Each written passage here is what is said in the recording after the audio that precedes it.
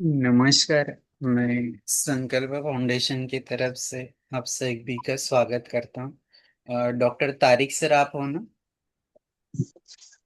जी sir. यार हम Facebook live कर रहे थे इसलिए म्यूट किया था। तो जी जी। मैं संकल्प फाउंडेशन सामने की तरफ से आप सभी का स्वागत करता हूँ। और आज के इस संवाद सर के वेबिनार को शुरू करने के पहले हमारे एनजीओ के बारे में थोड़ी सी बात रखना चाहूँगा। पिछले 12 सालों से हमारा एनजीओ महाराष्ट्र के अलग अलग एरिया में पर्यावरण, इसके अलावा शिक्षा, आरोग्य, इसके अलावा ग्रामीण विकास, ऐसे अलग अलग क्षेत्रों में काम कर रहा है। ऑनलाइन और ऑफलाइन दोनों मोड में पिछले 12 सालों में हमें जो समाज में जाकर सोसाइटी की सेवा करने की मौका मिला है, तो हमें बहुत गर्व महसूस होता है। पिछले 12 सालों में जो भी कार्य किया है उसका एक छोटा सा वीडियो क्लिप मैं यहाँ पर शेयर करना चाहूँगा। फिर हम आज के इस वेबिनार को शुरू करते हैं। हमारा जो एनजीओ है 12 सालों में जो काम कर रहा है, इसका बेसिक प्रिंसिपल है महात्मा गांधी जी का गो टू विलेजेस, देहातों को चलो। और दूसरा स्वामी विवेकानंद और रामकृष्ण परमहंस का जी का शिव भावे जीवा सेवा। इस तत्व से हमारा एनजीओ काम करता है। और हमारा एनजीओ का मकसद यही है टू एक छोटा सा वीडियो क्लिप में यहाँ पर शेयर करना चाहूंगा। निर्माणों के पावन युग में हम चरित्र निर्माण न भूले, स्वार्थ साध की आंधी में वसुधा का कल्याण न भूले। माना अगम गाध सिंधु है, संघर्षों का पार नहीं है, किंतु डूबना मझधारों में साहस को स्वीकार नहीं है। जटिल समस्या सुलझाने को नूतन अनुसंधान न भूले। निर्माणों के पावन युग में हम चरित्र निर्माण न भूले, स्वार्थ साधना की आंधी में वसुधा का कल्याण न भूले। शील विनय आदर्श श्रेष्ठता तार बिना झंकार नहीं है। शिक्षा क्या स्वर साध सकेगी यदि नैतिक आधार नहीं है। कीर्ति कौमुदी की गरिमा में संस्कृति का सम्मान न भूले।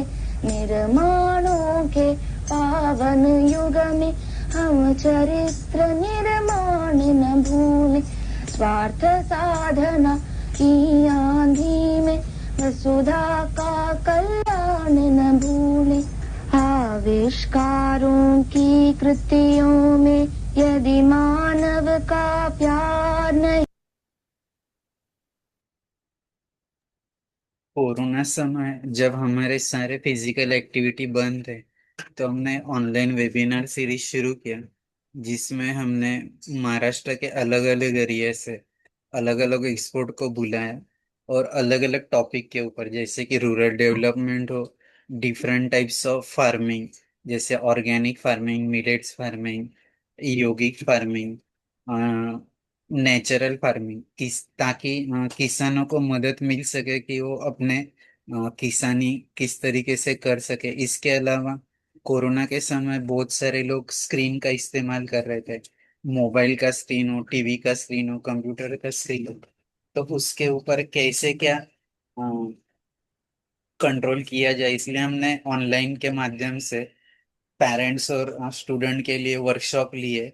और ये how to utilise this screen timing and effective screen timing, इसके ऊपर फोकस किया। ये सब चल रहा था, तभी हमने उसी दरम्यान हमारे सभी के पूजनीय छत्रपति शिवाजी महाराज, बाबा साहेब आम्बेडकर, भगवान गौतम बुद्ध, ऐसे अलग अलग महान बहुत ही उनके ऊपर भी हमने उनके चरित्र के ऊपर ऑनलाइन वेबिनार रखा, ताकि लोगों को उनके बारे में ज्यादा से ज्यादा इंफॉर्मेशन ऑनलाइन के माध्यम से पहुंच सके। तो ये करते समय ऐसे लग रहा था कि क्यों ना हम ऐसे कुछ वेबिनार सीरीज शुरू करें, ऐसा प्रोजेक्ट शुरू करें जिसमें कंटिन्यूअसली संवाद हो सके। तो हमने बहुत लोगों से चर्चा की हमारे एनजीओ के माध्यम से, और हमारे मुख्य जो मार्गदर्शक है भावना ताई जी, उनसे बातचीत करके हमने संवाद सारथी वेबिनार सीरीज का शुरुआत किया। इसका मकसद था कि जो भी विकलांग लोग हैं, डिफरेंटली एबल लोग हैं, उनका जीवन चरित्र जानना। जब हमने इसकी शुरुआत की तो पहले ऐसे लग रहा था कि जो भी विकलांग लोग हैं, डिफरेंटली एबल, उनके जीवन में रोज के बहुत सारे ऑब्स्टेकल रहते हैं। तो वो अपने जीवना जीते समय, अपना जीवन बिताते समय जो भी उनको समस्या आती है, उनके जो कमियां हैं, उसे ढूंढ कर वो उसके ऊपर कैसे कंट्रोल पाते हैं, अपने लाइफ का बैलेंसिंग कैसे करते हैं। इसके अलावा वो जब भी अपने करियर के बारे में, अपने एजुकेशन के बारे में, अपने जो भी स्पोर्ट्स में हो या बिजनेस में हो, उसमें खुद को कैसे मैनेज कर लेते, कभी कभी अपने साथियों के साथ, कभी कभी उनके आगे कैसे जा पाते हैं। तो यही मकसद था संवाद सारथी शुरू करने का। और मुझे बताने में खुशी होगी कि हम आज 148 वेबिनार में 15 अगस्त 2022, जब हमारे भारत का अमृत महोत्सवी स्वतंत्रता दिन था, उस दिन से हमने इस संवाद सारथी वेबिनार की शुरुआत की। और अभी 3 सालों में हम टूवर्ड्स 150 वेबिनार जा रहे हैं। और जब भी हर मंडे हम मिलते हैं एक महानुभाव से नए, तो हमें उनसे बहुत प्रेरणा मिलती है, उनसे नई चीजें सुनने को मिलती है, सीखने को मिलती है। और हमारे एनजीओ के माध्यम से ऑनलाइन से हम ज्यादा से ज्यादा लोगों तक फेसबुक या यूट्यूब पे के ऊपर ये साझा कर सकते, शेयर कर सकते। तो यही मकसद है संवाद सारथी का, कि ज्यादा से ज्यादा लोगों से जब हम संवाद करते हैं जो विकलांग लोग हैं, तो उनसे प्रेरणा लेकर सिर्फ विकलांग ही नहीं, नॉर्मल लोग भी कैसे जीना चाहिए, इसकी सीख ले सकते हैं। मैं ज्यादा समय न गवाते हुए हमारे आज के वक्ता डॉक्टर तारिक जी, इनका परिचय करने के लिए डॉक्टर अनीता मैम को रिक्वेस्ट करता हूँ। डॉक्टर अनीता मैम, और यहाँ पर जुड़े सभी महानुभाव का मैं फिर से एक बार स्वागत करता हूँ। Thank you, sir. Thank you. Good evening, one and all. Sankalpa Foundation Samner organized 148 Pushpa of the web dialogue session.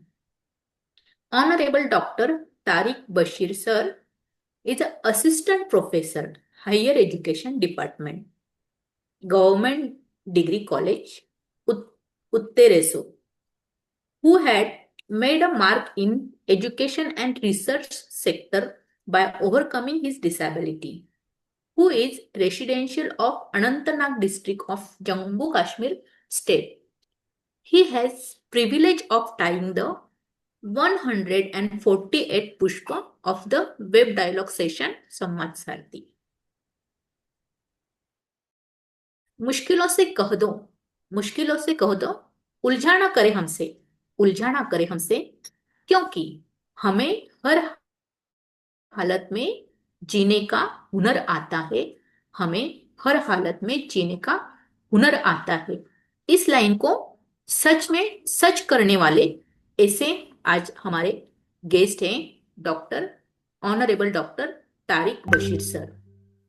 Doctor Tariq Bashir sir, he is from a small hamlet in Tehsil Shangoshu district Anantnag in the Kashmir division. He is 100% visual impaired, yet his life reflected extraordinary determination and academic dedication. He is completed his graduation in 2006, post graduation in 2008 and B.Ed in 2009. In the 2013, he qualified both the national eligibility test NET and SET also, and went on to earn his PhD in 2023. Really incredible. Dr. Bashir began his professional journey as a teacher in the school education department 2009 to 2010. Then served as a lecturer until 2016. Since then, he has been working as an assistant professor in the higher education department, currently posted at Government Degree College, Utroso. Utroso, sorry. Sir's hobbies is reading books, newspaper, and writing articles on the disability and other social issues. Sir's award is received the Best Teacher Award from District Administration and Indian Army. Received the Certificate of Appropriation and Award from Appreciation and Award from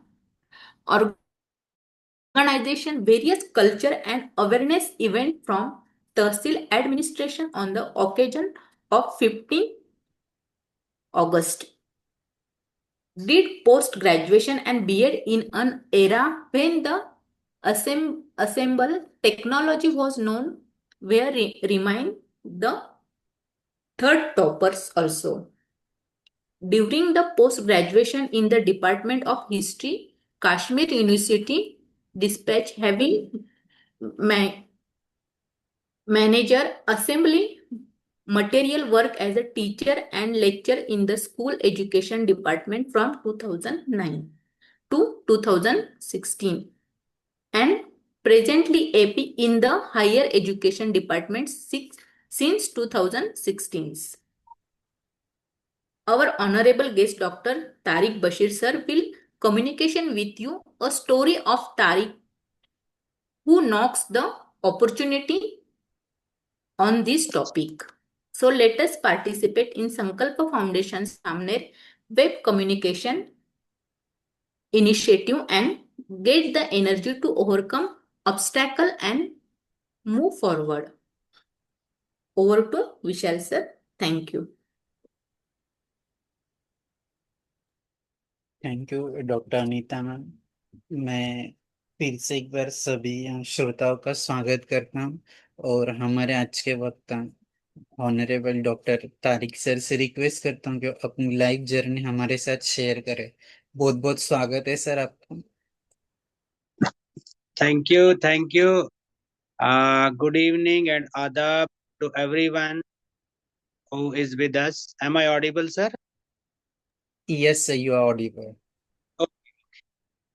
So first of all, thanks to Sankalp Foundation and Vishal sir for giving an opportunity to me to speak on the occasion of in the 148th webinar that is conducted by this this honorable organization, and congratulating the organization and its organizers for taking such a beautiful initiative. They have worked what I was listening from the video and what Vishal sir was communicating, that they have been in the social work from last 3 years, and this is really a remarkable, and they have worked on the different issues arranging between environment on disability, and during the COVID they have also taken a good work. So first of all, congratulations to all the members and organizers who are associated with this beautiful organization. Let's begin my talk. First of all, मैं बताना चाहूंगा that I belong to a small hamlet, छोटा सा गांव है, और इसका जो गांव मेरे का नाम है, it's called अंदूरा गांव का नाम है, and it is in the tehsil district Anantnag. तो अनंतनाग के बारे में आपने सुना होगा कि ये वो हिस्टोरिकल टाउन है जहां पर हिंदुस्तान के सिर्फ 3 जो सूर्य टेम्पल्स हैं dedicated to sun god. One is in our Anantnag, that's those are called Martand temples, built way back in the 8th century। और अनंतनाग के बारे में ये भी बताना चाहूंगा कि ये जो टाउन है ये हिस्टोरिकली एज वेल एज एक तो रिलीजियसली बड़ा दक्षिण पाम भी जो सैक्रेड माना थोड़ा जाता भी तो दक्षिण पाम भी थोड़ा। Sir, what happens? है। Sir, is there any instruction for me? दक्षिण पाम भी तो दक्षिण पाम। अच्छा, दक्षिण बस है, ठीक है। बस थोड़ा कैमरा उस थोड़ा बस ना होल पाम दक्षिण पाम था कैमरा है कि डालित ये छे मोबाइल इथ पर था। बस बस बोन पान रोज बोन ये ना कैमरा तो कर थोड़ा बोन पाम अच्छा, बस बस ठीक ठीक Yes, ठीक sir. है। Yes, sir. Yeah, बस yeah. बस और तो अनंतनाग के बारे में बोलना चाहूंगा कि ये रिलीजियसली बड़ा सैक्रेड है, खासकर हमारे नॉन मुस्लिम ब्रदरन के लिए, क्योंकि यहीं से जो है अमरनाथ की जो पवित्र यात्रा है वो इसी टाउन से शुरू होती है और पहलगाम आगे जाकर जो है अमरनाथ यात्रा के लिए जो लोग जाते हैं।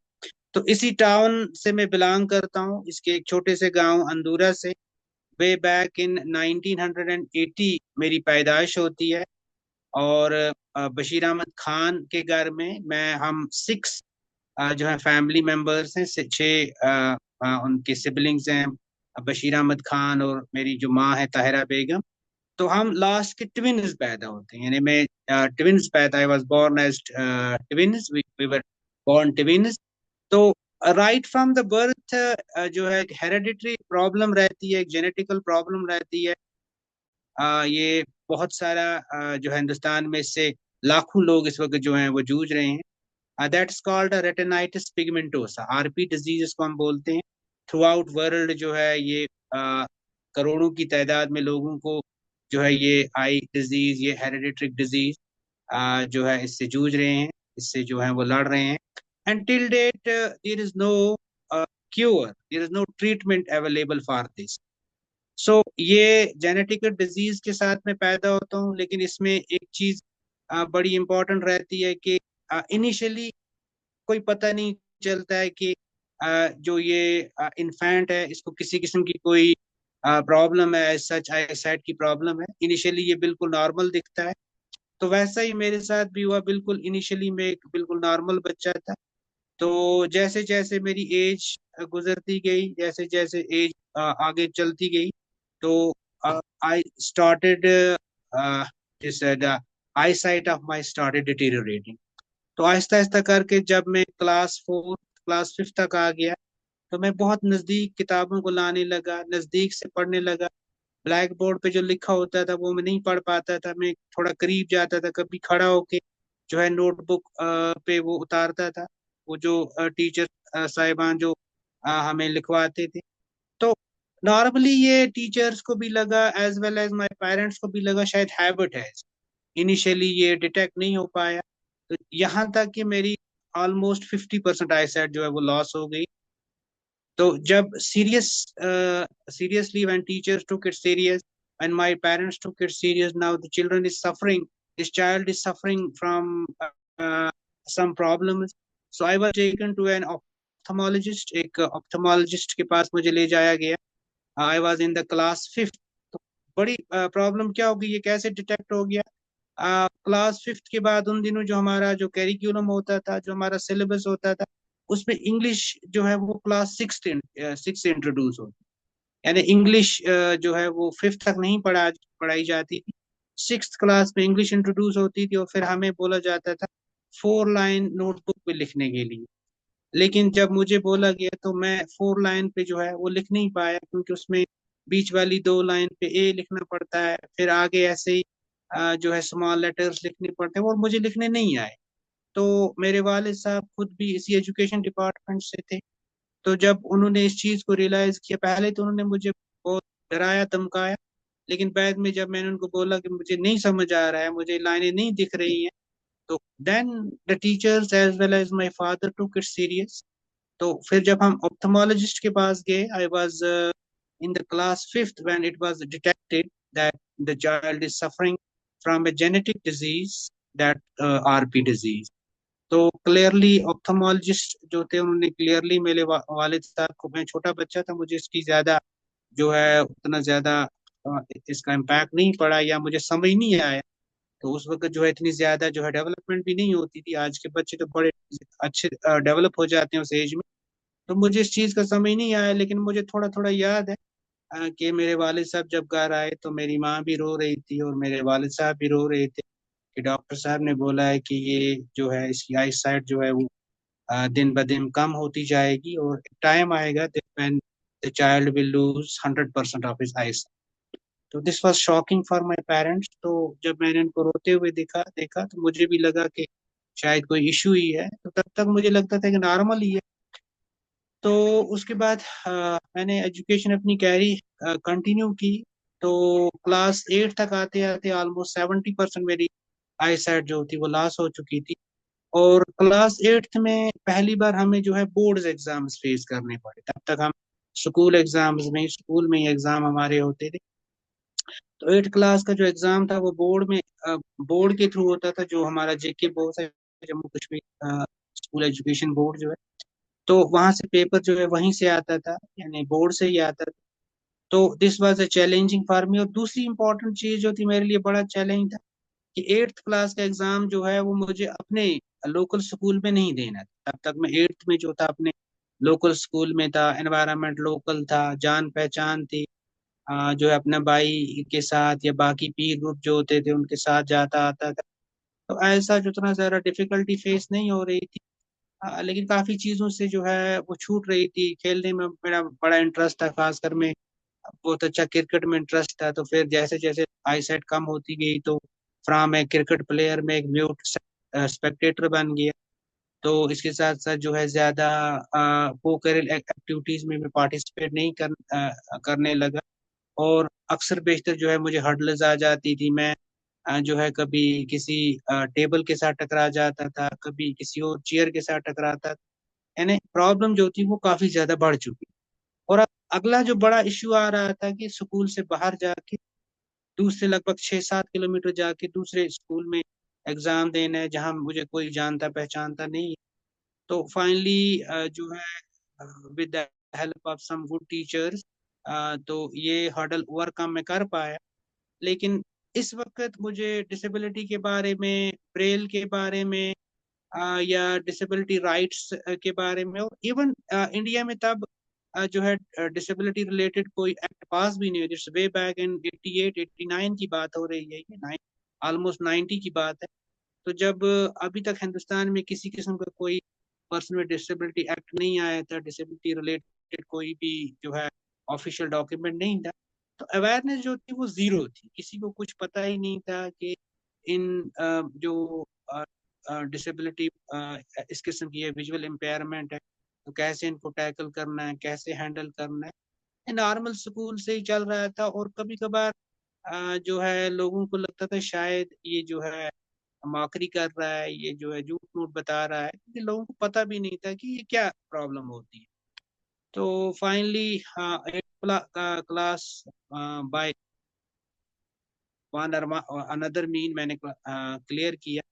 और 9th का एग्जाम दे के फिर मैं 10th में चला गया।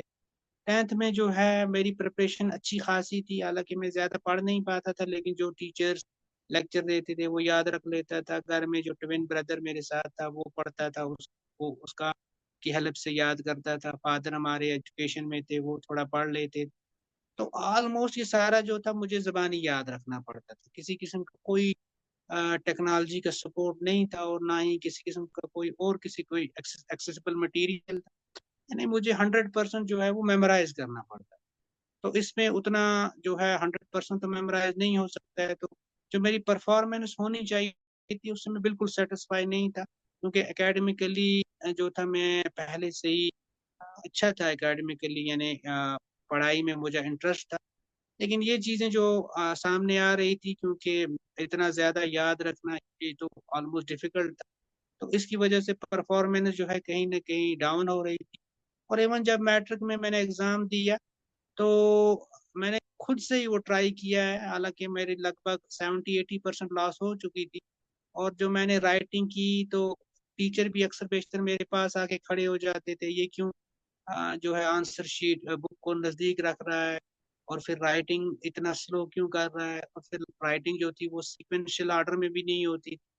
तो पढ़ा मैंने बहुत था, याद भी बहुत किया था, लेकिन बड़ी मुश्किल से मैं जो है मैट्रिक पास कर पाया, और सिर्फ 40% मेरे क्लास 10th के थे। और बड़ी एक ह्यूमरस थिंग क्या हुई कि मैं हिस्ट्री सब्जेक्ट में फेल हो गया, और जिसमें आज मैं असिस्टेंट प्रोफेसर काम कर रहा हूँ, वो सब्जेक्ट मुझे क्लास 10th में जो है वो फेल हो जाता। तो उसके बाद मुझे लगता है कि और एक और आयरनी मेरे साथ हो गई कि मेरा जो ट्विन ब्रदर था वो सक्सीड नहीं कर पाया, वो क्लास 10th में जो है वो रैपियर आ गया उसका। तो ये मेरे लिए एक नेक्स्ट एक चैलेंज बन गया। व्हाट आई डिसाइडेड, मैंने तो एडमिशन लिया क्लास 11th में एक हायर सेकेंडरी में, जो ऑलमोस्ट मेरे गांव से तकरीबन 15 से 20 किलोमीटर दूर थी। लेकिन मैंने सिर्फ एक दो बार वहां पर गया, और तो जब मुझे लगा कि वहां पर किसी किस्म का कोई सपोर्ट नहीं है, इंफ्रास्ट्रक्चर जो है वो डिसेबल फ्रेंडली नहीं है, बल्कि अवेयरनेस ही नहीं है, किसी को कुछ पता ही नहीं है। तो ऐसे में मैंने जो है पढ़ाई छोड़ दी। और इसमें एक टीचर का भी कमेंट जो मैं मुझे जिस से मैं इतना डिसहार्टेंड हो गया कि टीचर अवेयरनेस इतनी लो थी। That teacher told me that what can you do, you are blind, you can't do anything in your life, there is no scope for you in your life. So these words really hurt me, and I decided to quit the study. मुझे लगा कि नहीं, सही है कि मैं study तो मेरे लिए इसका कोई आगे कोई जो है ऑब्जेक्टिव नहीं है, कोई इसका मकसद ही नहीं है, तो पढ़ के भी मुझे क्या करना है आगे, तो मेरे लिए किसी किस्म की कोई ऐसा कोई स्कोप नहीं है। So what I decided, I quit study. तो इस चीज ने मुझे मजबूर किया। जो है इंफ्रास्ट्रक्चर एक्सेसिबल नहीं है, मटेरियल एक्सेसिबल नहीं है, सपोर्ट सोसाइटी प्लस टीचर्स का नहीं है, किसी किस्म का कोई सपोर्ट जब मुझे नहीं लगा, I decided to quit my study. हालांकि इस चीज मेरे जो ये डिसीजन था, तो इस पे बहुत ज्यादा घर में जो है डिस्कशन होता था, और कभी कभार हार्श कमेंट होते थे, और मुझे बड़ा गुस्सा आता था, कोई मुझे अंडरस्टैंड नहीं कर पाता था कि what I need, how can I proceed, how can I go ahead, how can I. हालांकि मुझे शौक बहुत था पढ़ने का, लेकिन मुझे समझ ही नहीं आ रहा था कि how to start, where to start and when to start. कोई इस किस्म का जो है मुझे समझ नहीं आ रहा था। एंड इसी दौरान मैंने स्टडी क्विट कर ली, एंड ऑलमोस्ट 9 साल जो है मैंने स्टडी अपनी छोड़ दी। 9 साल तक जो है मैं बिल्कुल घर में रहा। और for this is astonishing for you that during these 9 years I have never visit the headquarters of Anantnag. मैं नहीं निकला घर से बाहर, यानी इतना डर मुझे बैठ गया था इस डिसेबिलिटी का, इस ब्लाइंडनेस का। मुझे लगता था कि मैं बाहर अगर निकलूंगा तो लोग मुझ पे हंसेंगे, या मुझे जो है किसी चीज के साथ टकरा जाऊंगा, या मैं ओवरकम नहीं कर पाऊंगा हर्डल्स को। इन चीजों का इतना असर मुझ पे, साइकोलॉजिकल असर पड़ा कि मैं घर से बाहर निकलने से डरने लगा। तो 9 साल में बिल्कुल घर में रहा, और इस दौरान सिर्फ मेरा एक ही साथी रहा, दैट वाज रेडियो। रेडियो को मैं कंटिन्यू सुनता था, और जो मुझे शौक इंटरेस्ट था एजुकेशन हासिल करने का, वो एक ही सोर्स मेरे पास रहा था, रेडियो। रेडियो मेरा फ्रेंड भी बन गया, रेडियो मेरा टीचर भी बन गया, रेडियो मेरा गाइड भी बन गया, source of communication and information बन गया। तो 24/7 जो हम बोलते हैं, तकरीबन 24/7 रेडियो मेरे साथ साथ रहे। तो ये 9 साल जो है बड़ी डिफिकल्ट लाइफ मैंने गुजारी। मैं बिल्कुल restricted with in the four walls. जो है लाइफ बिल्कुल मुझे जो है लगी कि अब मेरे लिए कुछ बचा नहीं है। And hundred and thousands of time मुझे लगा कि मुझे सुसाइड कर लेना चाहिए। I should commit suicide because there is nothing for me, there is nothing for me, and I can do nothing। तो मुझे लगता था कुछ भी नहीं कर सकता हूँ। तो मुझे डिसेबिलिटी के बारे में बिल्कुल भी कोई नॉलेज नहीं थी। ना मुझे ब्रेल के बारे में कोई नॉलेज थी, ना मुझे कोई एक्सेसिबल मटेरियल के बारे में नॉलेज थी। इवन जो पर्सन विद डिसेबिलिटी एक्ट जो है 1995 और 1998, इनके बारे में जाके मुझे, फिर मैं यूनिवर्सिटी पहुंचता हूँ तो मेरे फ्रेंड जो हैं वो मेरे मेंटर, मेरे गाइड जावेद अहमद टाक साहब से मुझे इसके बारे में पहली बार जो है ये इंफॉर्मेशन मिलती है कि हमारे लिए कोई एक्ट है, हमारे राइट्स हैं, जो हमारे इंटरेस्ट्स हैं, हमें जो है कितना गवर्नमेंट की तरफ से सपोर्ट है, हमारा एजुकेशन में रिजर्वेशन है, एम्प्लॉयमेंट में रिजर्वेशन है। तो इन चीज़ों के बारे में और इवन ब्रेल के बारे में भी पहली बार मैं जावेद साहब से ही सुनता हूँ कि ब्रेल भी कोई ऐसे कोई टेक्निक है जिसे ब्लाइंड लोग पढ़ते हैं। I was knowing nothing about that. तो 9 साल मेरा ऐसा ही जिंदगी गुजर गई, 9 साल मेरे कट गए। और इन 9 साल में जो मेरे फ्रेंड्स थे, जो मेरा पीर ग्रुप था, बहुत सारे लोग जो थे वो पोस्ट ग्रेजुएशन करके कंप्लीट आ गए यूनिवर्सिटीज से। और इवन जिनको मैं पढ़ाया करता था, मैं 10th में जिनको मैं सिखाया करता था, वो भी जो है यूनिवर्सिटी से अपनी हायर डिग्रीज लेके आ गए, वहां से कंप्लीट करके आ गए, बहुत सारे गवर्नमेंट जॉब्स में सेटल हो गए, कुछ लोग प्राइवेट जॉब्स में सेटल हो गए, बहुत सारे जो है अपनी फैमिली लाइफ में सेटल हो गए। और मैं अब भी जो है वहीं का वहीं था। मीन कि I was stuck to a certain point, I was moving neither forward not going the backward. जहां पर मैं था वहीं पर मैं रुक सा गया। तो ये 9 साल जो थे ये एक बहुत ही डार्कनेस की तरह थे। एक जो था वो एक डरावना ख्वाब जिसको हम बोलते हैं की तरह ये 9 साल मेरे लिए गुजरे। के बाद एक रेडियो प्रोग्राम से मैं मोटिवेट हुआ जहां पर एक ब्लाइंड सर पर्सन, एक ही एक मिनट रोकता हूँ आपको, प्रोग्राम आपका। चलता था। एक तो आई वे सर एक ही मिनट रोकता हूँ, थोड़ा सा आपका फेस एडजस्ट कर लीजिए। जी जी जी डायरेक्ट जी खोड छु गसन दुश्मन कुन पाक दुश्मन कुन कैमरा पकड़ाओ खोड कुन पान पक दुश्मन कुन। ये पर यस सर ओके। थोड़ा, यस यस यस, ठीक है भाई। परफेक्ट या कैमरा पकड़ाओ खोड कुन थोड़ा या केवल बहुत पाम। Perfect perfect. ये थे कर भाई वाल बेरस बोन ठीक बस बेपक पान थोड़ा दुश्मन पाम। ठीक बस बस ठीक छु। है, दोस्ती पे इसको बस ठीक है, ये थे पक बिल्कुल बिल्कुल अस ठीक है। चलो, continue. So okay okay, thank you thank you thank you. So ये रेडियो प्रोग्राम जो, क्योंकि मैंने आपको पहले ही बोला कि रेडियो मेरा जो है बड़ा दोस्त भी था, टीचर भी था। तो इस रेडियो को मैं अक्सर चाहे वो इंग्लिश प्रोग्राम होता, चाहे वो उर्दू होता, हिंदी होता होता तो मेरी कम्युनिकेशन जो है वो डेवलप अगर हुई है तो radio is a main source for that. Radio जो है it has played a very vital role in developing my communication as well as the early जो एजुकेशन, कम्युनिकेशन या information that I receive through this radio. तो इसी radio जो है यही मेरे लिए होप बना। यहाँ पर एक प्रोग्राम मैंने सुना, तो ये डिसेबिलिटी रिलेटेड प्रोग्राम होता था। तो जहाँ पर एक ब्लाइंड को जो है इनवाइट किया गया था, and his story, his inspirational story, from Delhi, I still perhaps Abhijit, something like that was his name. And he told about his success, about his journey of education, that how he has taken the education, and he basically informed me about the scribe, कि एक blind जो है उसको जो है concern जो authority होती है, एग्जामिनेशन अथॉरिटी, तो वहां से जो है वो स्क्राइब ले सकता है, राइटर ले सकता है। तो he has done rather he had done PG from Delhi university. Delhi university से ये पीजी था, पोस्ट ग्रेजुएशन किया होता। और मुझे अब भी याद है इसने जो है पॉलिटिकल साइंस में जो है पोस्ट ग्रेजुएशन की हुई थी। तो he really became an inspiration for मी। तो मुझे लगा कि अगर ये ब्लाइंड होके जो है एजुकेशन में आगे बढ़ सकता है, तो 9 साल के बाद मुझे भी जो है एक उम्मीद जागी। हालांकि ऑलमोस्ट मैं 25 को हो चुका था, तो लेकिन इस चीज ने मुझे इंस्पायर किया। मैंने अपनी एज को नहीं देखा। मैंने पिछले जो है सालों पे पछतावा नहीं किया। मैंने स्ट्रेट फॉरवर्ड ये जो है अपने वालिद के, अपने फादर के साथ शेयर किया इस चीज को कि अगर मुझे भी ये फैसिलिटी, स्क्राइब की, राइटर की फैसिलिटी मिल सकती है तो मैं अपनी एजुकेशन को रीस्टार्ट करना चाहता हूँ। तो वालिद साहब भी खुश हो गए कि चलो देर आए दुरुस्त आए।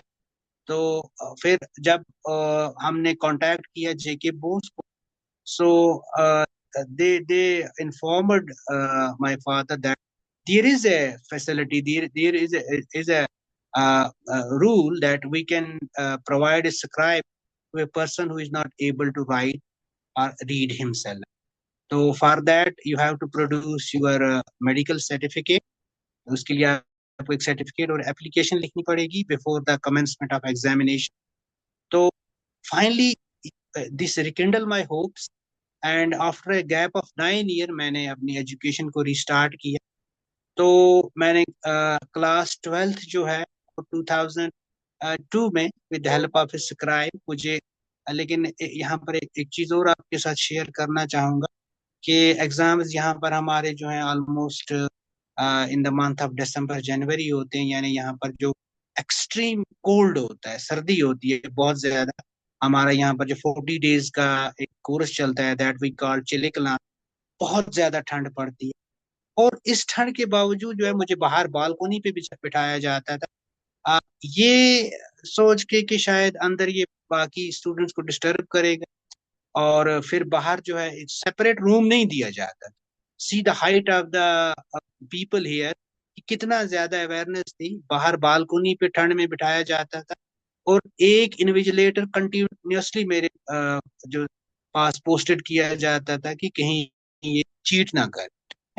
In the atmosphere of suspicion I have started the education. People were doubting our abilities, our capacities, and they were doubting that the persons are cheating with us, cheating to the system. तो इस hostile environment में लेकिन मैंने इस चीज की परवाह नहीं की। मुझे पता था कि मैं अपनी जगह ठीक हूँ, मैंने डिटर्मिनेशन की हुई है एजुकेशन लेने की। और इस एज में आप लोगों को, आपको बहुत सारी चीजें और भी सुननी पड़ती हैं। इवन आई वाज टोल्ड कि अब जो है बूढ़ा होकर ये एजुकेशन पढ़ने जा रहा है। लेकिन मैंने ये चीज बिल्कुल माइंड में बिठाई थी कि ये चीजें मुझे सुननी है। और मैंने 9 साल जो है अपनी जिंदगी के जो ऑलरेडी जाया किए हुए हैं, तो मुझे अब इन चीजों की परवाह नहीं थी। यानी मैं वो गालिब का एक शायर मुझे याद आ रहा है कि रंज से खोगर हुआ इंसान तो मिट जाता है रंज, मुश्किलें मुझ पर पड़ी इतनी कि आसान हो गई। मुझे इन चीजों से अब कोई परवाह नहीं थी। आई हैव मेड ए गोल कि मुझे जो है अब एजुकेशन किसी भी हाल में जो है वो कंप्लीट करनी है। और एक और चीज ने मुझे एजुकेशन की तरफ ज्यादा रागिब किया, क्योंकि इन 9 साल में मुझे एक होप प्रॉमिस, एक फॉल्स प्रॉमिस एक शख्स की तरफ से कंटिन्यू मिलता रहा कि I would adjust you in somewhere in the government job. तो 9 साल में उसी उम्मीद पर रहा कि मुझे जॉब मिल जाएगा, मुझे आगे पढ़ने की जरूरत क्या है, मैं तो सेटल हो जाऊंगा। लेकिन अनफॉर्चुनेटली वो जॉब नहीं मिला। 9 साल के बाद मुझे लगा कि ये तो सारा जो है ये झूठ है। तो शायद आप अपनी जिंदगी के साथ को जो है खत्म कर रहे हो। बेहतर है you do something before your death. तो फिर एजुकेशन मेरे लिए एक बहुत बड़ा होप बना और मैंने डिसाइड किया कि मुझे जॉब से पहले जो है एजुकेशन हासिल करना। 12th जो है मैं as a private candidate pass कर लेता हूँ despite all the hostile environment, attitude, lack of accessible material, lack of disable this friendly infrastructure, lack of other technology. I was knowing nothing about the technology. तो सारा जो था वो वालिद साहब पढ़ते थे या मेरे जो है सिबलिंग्स पढ़ते थे। और कुछ मेरे जो मेरा भांजा माजिद साहब, भांजी इकरा जो है ये मुझे बहुत सपोर्ट करते थे, ये पढ़ के देते थे। और मैं इन चीजों को टैप रिकॉर्डर पे रिकॉर्ड कर लेता था और फिर मैं इसको रिवाइंड करके बार बार सुन के अपने जो है याद करता था और फिर खुद ही मन नोट्स बनाता था। और फिर एग्जाम जब होता था तो वो डिक्टेट करता था अपने स्क्राइब्स और उससे लिखवाता। तो फाइनली मैंने 12th पास किया and I got the first division out of 600 I secured almost 400 marks. तो जिसमें हिस्ट्री के मेरे 100 प्लस आ जाते हैं, एजुकेशन एंड उर्दू के 100 प्लस प्लस आते हैं। तो इस चीज ने मुझे बड़ा इंकरेज किया कि नहीं, यू कैन डू समथिंग। तो उसके बाद मैंने डिसाइड किया कि नहीं, मुझे रेगुलरी जो है करना पड़ेगा। मैं रेगुलरी जो है ग्रेजुएशन अपनी करूंगा। और ऑलमोस्ट जो है कॉलेज 25 to 30 किलोमीटर दूर था मेरे रेजिडेंस। लेकिन मुझे सपोर्ट मिल गया उस वक्त अपने फॉस्टर ब्रदर का और कुछ और पीर ग्रुप्स का, तो जिनकी मदद से मैं कॉलेज जाने लगा। हालांकि मैं बीच बीच ही में जाया करता था, ज्यादातर मैंने जो कंटिन्यू किया वालिद साहब और मेरे सिबलिंग्स एंड अदर जो मेरे भांजा था, भांजी थी, तो उनकी मदद से मैं नोट्स बनाता रहा, बुक्स को रिकॉर्ड करता रहा टैप रिकॉर्डर पे, और उसको सुन सुन के जो है मैं अपने नोट्स प्रिपेयर करता रहा। और इसी दौरान जो है 2006 तक मैं जो है regular boys degree college Anantnag से ग्रेजुएशन कंप्लीट करता हूँ and again I completed graduation in first division. तो इसने भी मुझे फर्दर एनकरेज किया। कॉलेज के बारे में बोलना चाहूंगा कि उस वक्त बिल्कुल भी कॉलेज लेवल पे भी किसी किस्म की कोई अवेयरनेस, 3 साल में कॉलेज में कोई अवेयरनेस प्रोग्राम नहीं होता है। 3 साल के दौरान किसी भी एंट्री पॉइंट पे रैंप नहीं बनता है। 3 साल में कोई भी ऑडियो फैसिलिटी अवेलेबल नहीं होती है। और ये लगता है कि जैसे डिसेबिलिटी के बारे में नॉलेज है ही नहीं, ना स्टाफ में ना स्टूडेंट्स में, किसी किस्म की कोई जो है अवेयरनेस नहीं है। और मुझे जो है स्क्राइब क्या जो है परमिशन लेने के लिए कॉलेज मुझे डायरेक्ट करता है कि you have to personally take your case to the with the university official. हम आपको इसमें कोई हेल्प नहीं कर सकते हैं और आपको पर्सनली यूनिवर्सिटी ऑफिशियल्स के पास जाना होगा, उनसे परमिशन लेनी होगी। हमारा इसमें कोई अमल दखल नहीं होता है और आपको अपने रिसोर्सेज पे खुद से ही जो है वो स्क्राइब जो है वो अरेंज करना होगा। And it took almost 1 month, 1 महीना लग जाता है यूनिवर्सिटी से जो है स्क्राइब की फैसिलिटी अवेल करने के लिए। और फिर एक और इस पे बड़ा जो परेशानी थी, what I faced during my second year examination, का सेमेस्टर सिस्टम नहीं होता था, फर्स्ट सेकंड थर्ड ईयर होता था। सेकंड ईयर का एक जो है पेपर जब मुझे अटेंड करना था, क्वेश्चन पेपर सब्जेक्ट एजुकेशन, तो मेरा स्क्राइब जो है वो इनकार कर देता है आने से, क्योंकि उनका कोई डोमेस्टिक जो है प्रॉब्लम थी। तो I had to miss this paper also. तो ये बैकअप यूनिवर्सिटी नहीं मानती थी, कॉलेज वाले नहीं मानते थे। वो क्लियरली इस बात पे थे कि नहीं, आपके पास अगर स्क्राइब है वो आना चाहिए, चाहे वो बीमार है, चाहे वो उसकी कोई भी घरेलू प्रॉब्लम है, उसको आना। अगर वो नहीं आएगा, हम आपको इसमें कोई हेल्प नहीं कर सकते हैं, आपको जो है ये पेपर छोड़ना पड़ेगा। And despite all your efforts you have to leave, you have to give up. तो ये इस किस्म का एटमॉस्फेयर था। बट स्टिल मैंने जो है इस चीज को ओवरलुक किया, इन चीजों की तरफ ज्यादा जो दो these things hurt me, these things hurt every person who face these things। तो नॉर्मली इन चीजों ने मुझे भी हर्ट किया, लेकिन डिटर्मिनेशन जो था, मुझे पता था कि मुझे आगे बढ़ना है, इन चीजों से उलझना है, इन चीजों से लड़ना है, इन चीजों इन इन इश्यूज को देखना है और कहीं ना कहीं पहुंचना है जहां जाकर फिर मैं इस चीज की एडवोकेसी कर सकता। तो 2006 में मेरा जो है ग्रेजुएशन कंप्लीट हो जाती है। और यहाँ पर जो है ये because my parents were they desire that you should continue in a distance mode through IGNOU, जो आप पोस्ट ग्रेजुएशन अपनी कर लो। लेकिन उस वक्त मेरा एक फ्रेंड जो है वो मुझे काफी हेल्प करता है, वो सपोर्ट करता है कि नहीं, हम रेगुलर मोड में कश्मीर यूनिवर्सिटी से करेंगे। तो finally my parents were convince, तो वो इस चीज पर एग्री कर लेते हैं, क्योंकि ऑलमोस्ट ये 70 किलोमीटर दूर जाना था और स्टे करना था इधर इन ए रेंटेड रूम और इन ए हॉस्टल।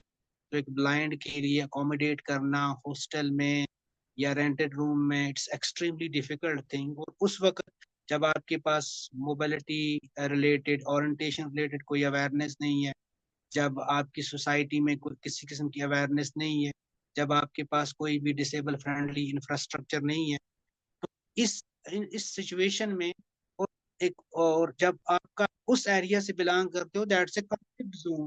तो कॉन्फ्लिक्ट जोन में आपको जाके अकोमोडेट करना है, तो that was a extremely difficult thing, but finally my parents were convinced by one of my friend.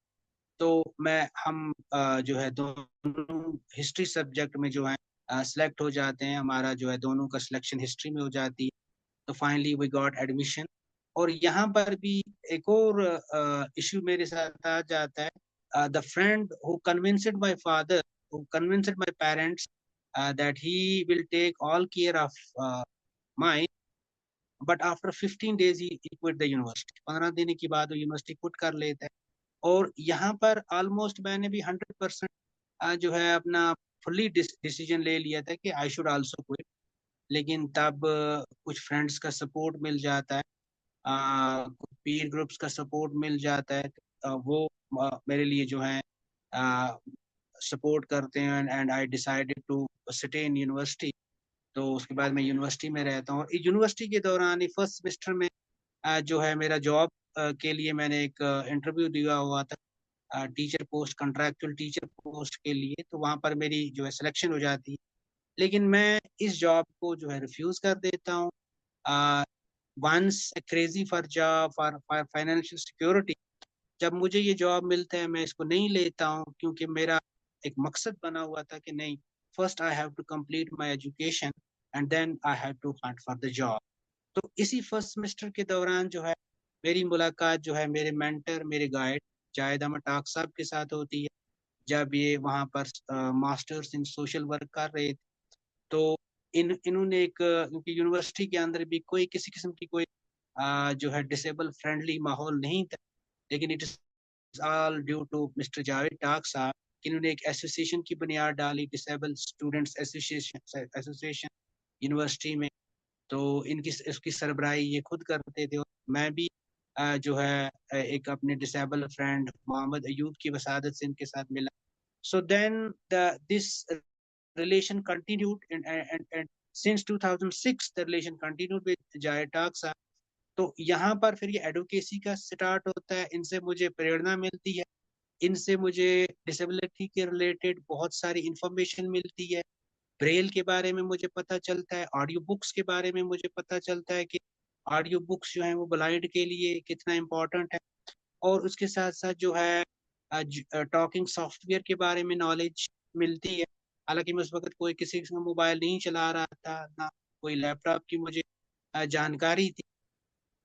तो इनसे जो है बहुत कुछ सीखने को बोला। और वी स्टार्टेड एडवोकेसी। हम वाइस चांसलर साहब के साथ मिले, हम रजिस्ट्रार साहब के साथ मिले, हमने सेक्रेटरीट में जो भी सेक्रेटरी थे, चीफ सेक्रेटरी थे या अदर सेक्रेटरीज थे, उनके साथ हम मिले।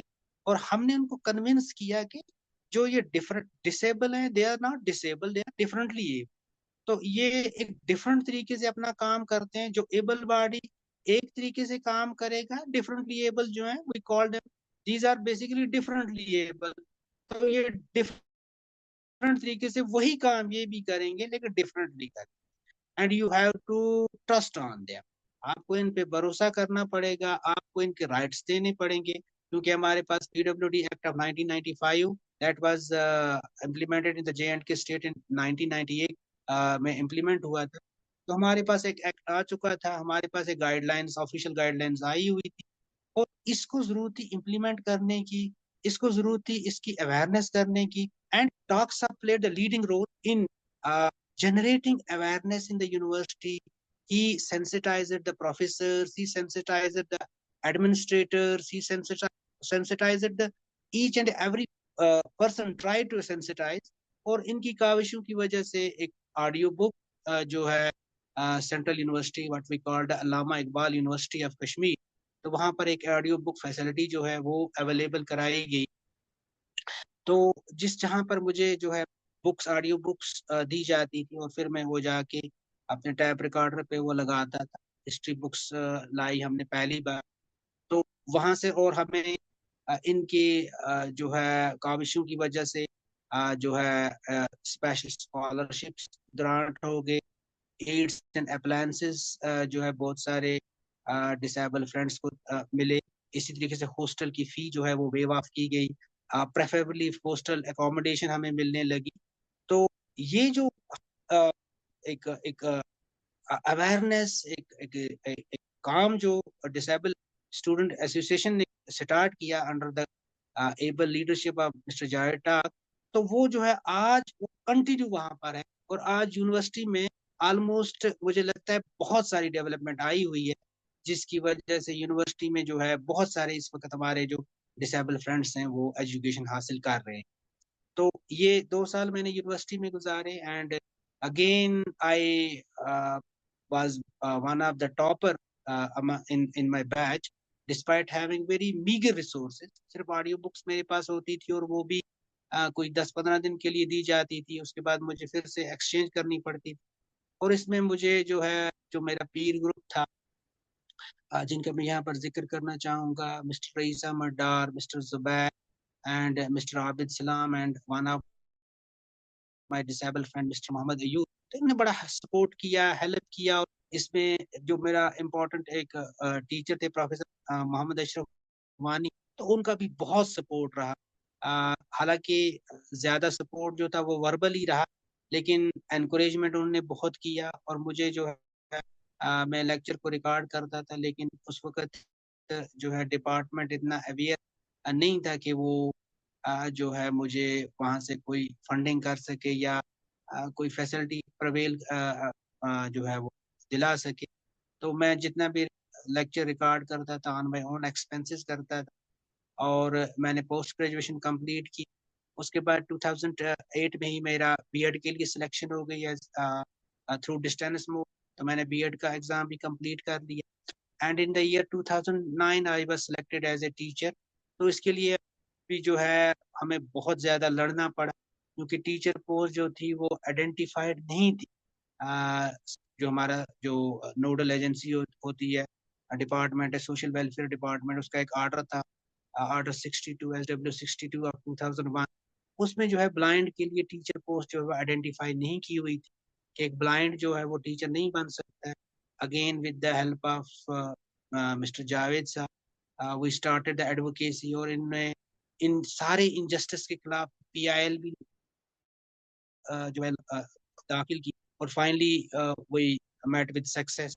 और इस ऑर्डर को जो है अमेंड किया गया और एक नया ऑर्डर निकाला गया, जिसमें जो है टीचर पोस्ट भी जो है वो ब्लाइंड के लिए आइडेंटिफाई हो गई। And again Kashmir administrative post जो है वो भी हमारे लिए आइडेंटिफाई नहीं थी, because I was not allowed to sit in the although I qualified the prelim examination, again we played a very important role with the help of Jayes. We started the advocacy and I was allowed to sit in the prelim, but again I was denied for the main examination। और उसके खिलाफ भी हमने फिर लड़ा, और उसमें भी जो है अब ब्लाइंड को जो है वो पोस्ट आइडेंटिफाई हुई है के एस JK जिसको आप बोलते हैं जम्मू कश्मीर एडमिनिस्ट्रेटिव सर्विसेज। तो 2009 में मैं टीचर बन जाता हूँ, लेकिन मेरा शौक जो होता है वो आगे की उड़ान होती है, आगे बढ़ने का होता है। और I was very well encouraged by my friend mister Javed sahab, my parents, my teachers. And 2010 में I became a gazetted officer. I was selected as a lecturer in the school education department. और जितने भी मेरे फ्रेंड्स थे जिन्होंने post graduation तब की हुई थी जब मैं 12th में जब मैंने 12th स्टार्ट किया था, they had completed the post graduation. लेकिन इन सब से पहले जो है अपने जितने भी मेरे क्लासमेट्स थे, फ्रेंड्स थे, I was the first person who was selected as a gazetted officer in the school education department. And this hunt, this journey continued.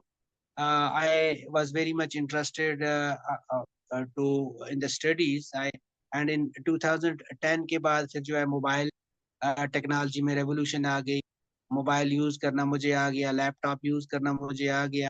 और उसके बाद जो है मैं ज़्यादा डिपेंडेंट दूसरों पे नहीं रहा।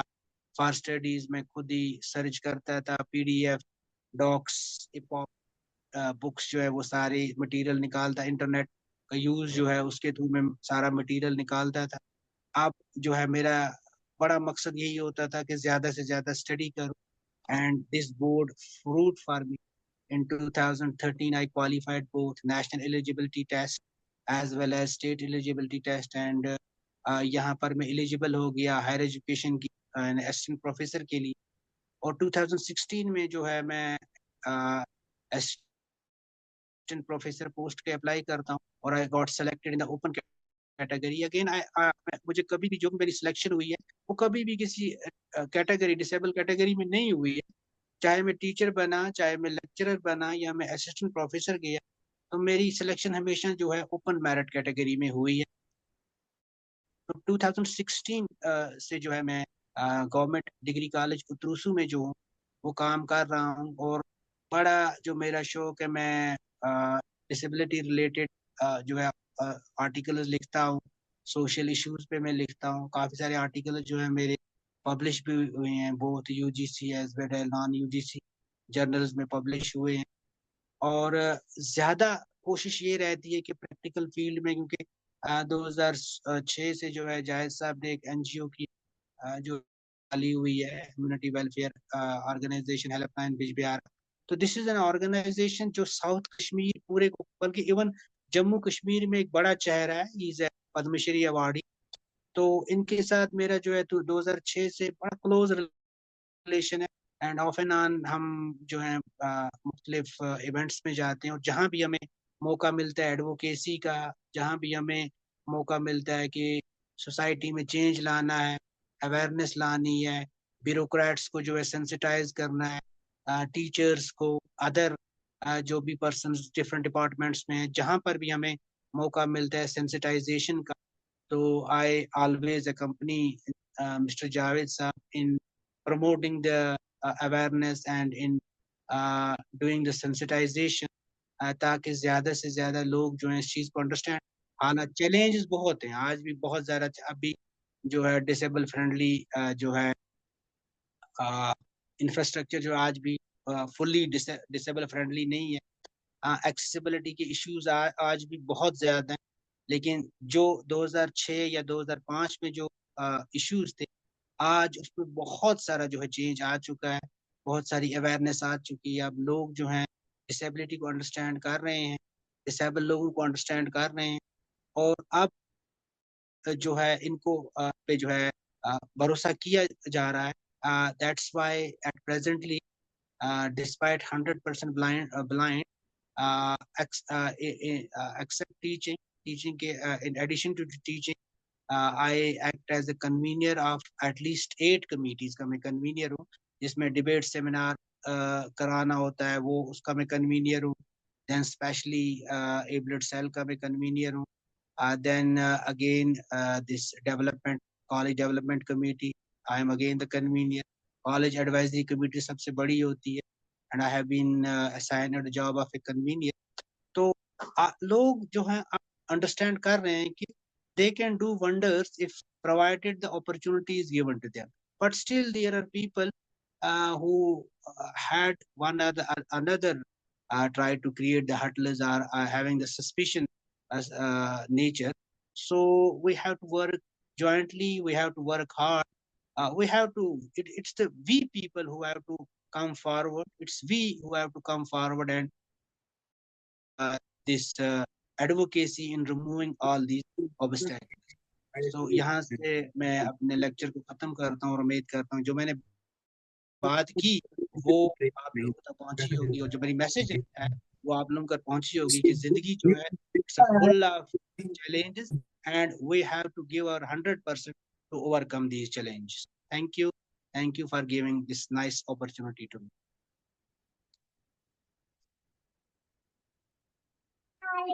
Thank you doctor Tariq sir.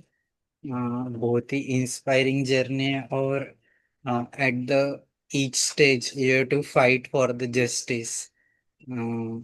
Sir, आपके इस जर्नी में कुछ सवाल है कि सबसे पहला सवाल तो कि आपके पूरे जिंदगी में, मतलब from childhood to till today, what is the happiest moment in your life? The most happiest moment is that when I got the job, when I became stand on my own legs। जब मुझे job मिल गया, financial security मिल गई, तब मुझे लगा कि अब मैं जो है लाइफ विद डिग्निटी गुजार सकता। That was a very happiest moment of my life। Direct camera कर दो, बेस शो थोड़ा नेट दो चुन। ઠીક છે. તું No, થોડા as આવો guess what? દરવાજો ખોલ. હા બસ થાવ. ऐसे guess what you what else to say? या और सर जैसे कि आपने कहा कि job gives you financial stability, what is the worst moment in your life कि जो बहुत दर्दनाक है, आप भूल नहीं सकते? हाँ, सबसे दर्दनाक जो है जब टीचर ने एक हार्श कमेंट पास किया, that blinds can't do anything in the life, and that costed 9 years of my life. So that was a very sad occasion, or the worst occasion of my life.